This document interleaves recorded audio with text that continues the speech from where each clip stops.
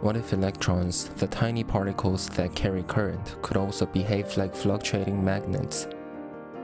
In conventional magnets like the iron triad, lanthanides, and actinides, magnetism comes from electrons in localized d or f orbitals.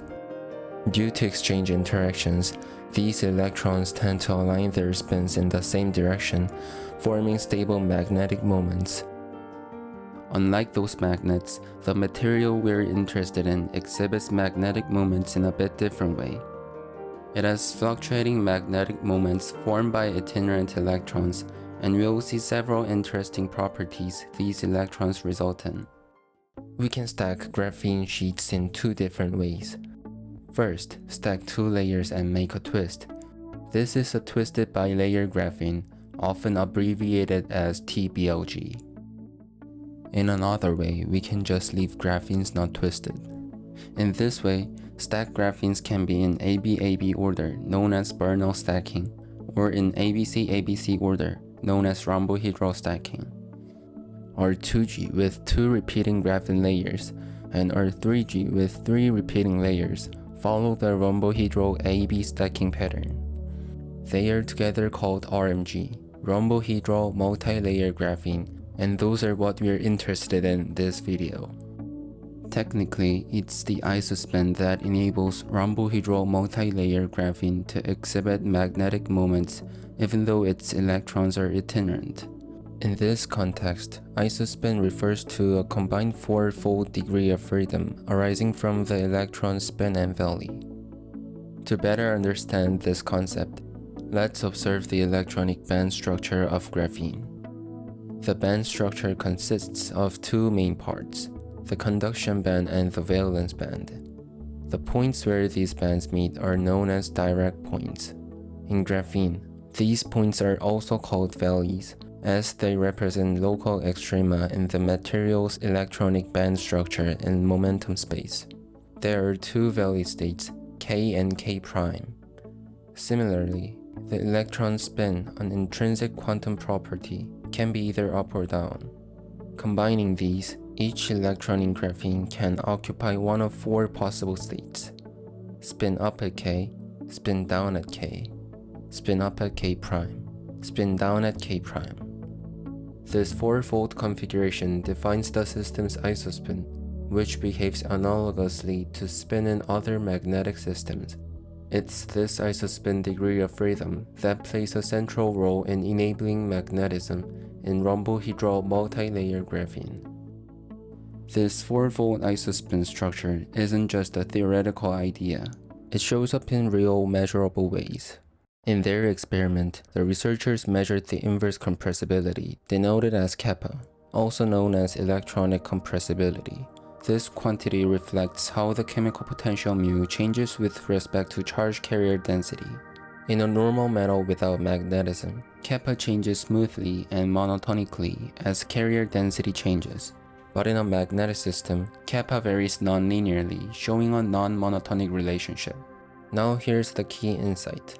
If kappa still shows this non-monotonic behavior even above the Curie temperature, where long-range magnetic order has already disappeared, it signals that short-range magnetic fluctuations still exist.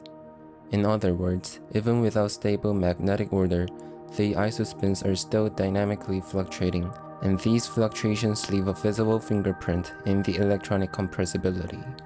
This phenomenon is clearly illustrated in the figures from the paper, which show the inverse compressibility of rhombohedral bilayer graphene as a function of carrier density. On the left, the data is taken at 30 mK, below the Curie temperature of R2G, which is around 1 Kelvin. On the right, it's taken at 6 Kelvin, above the Curie temperature. Magnetic behavior was observed up to 30 Kelvin, as evidenced by the non-linear relationship between kappa and carrier density shown in the figure.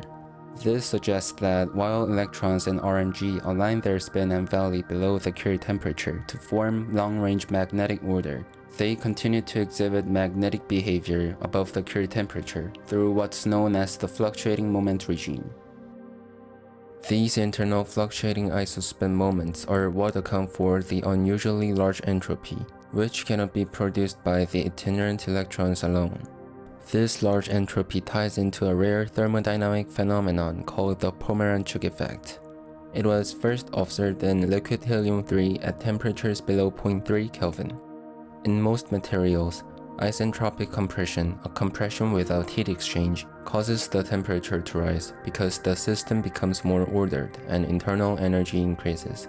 But in liquid helium-3, the opposite occurs. When compressed isentropically, it solidifies and the temperature decreases. This counterintuitive behavior is called the Pomeranchuk Effect. It arises because solid helium-3 is a spin-half nuclear paramagnet with antiferromagnetic interactions.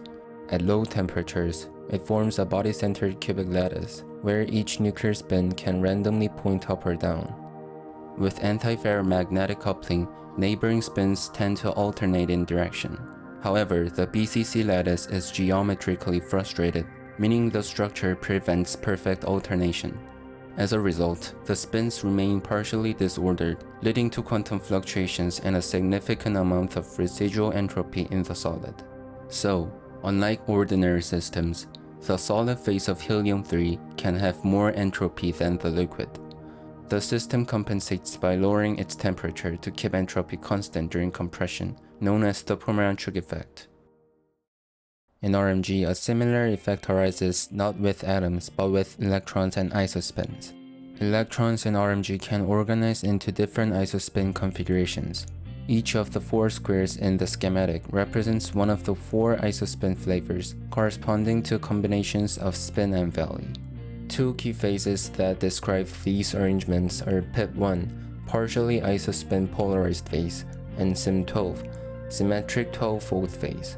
At very low temperatures, the system enters the PIP1 phase, where electrons predominantly occupy one specific isospin flavor, forming an ordered state. As temperature increases, RMG undergoes a first-order phase transition into the SIM12 phase, a disordered state where all isospin flavors are equally populated and no single spin or valley orientation is favored. Interestingly, this intuitive transition reverses around a critical temperature of 0.8 Kelvin. Above this temperature, PIP1, the more ordered phase, becomes entropically favored over SIM12. This surprising behavior is due to isospin fluctuations in PIP1. Isospins are no longer locked but fluctuate dynamically on short timescales. These fluctuations generate significant residual entropy, measured to be about 0.8 Boltzmann constant per electron, comparable to solid helium-3. Just as the solid phase of helium-3 gains entropy from frustrated spin configurations, PIP1 in RMG gains entropy from fluctuating isospins. This is a Pomeranchuk effect, where heating favors a seemingly more ordered phase, not due to atomic motion, but because of enhanced isospin fluctuations that contribute significantly to the system's entropy. To sum up, rhombohedral multilayer graphene shows 1. Isospin fluctuations that generate magnetic-like behavior even above the Curie temperature. 2. A Pomeranchuk effect, where heating or compression favors a seemingly more ordered phase due to entropy. RMG challenges our classical view of magnetism and is the future of quantum materials, where even non-magnetic systems can host unexpected physics. You can find the full paper in the link in the description below. Please like and subscribe to my channel to stay notified about cutting-edge and innovative science and technology.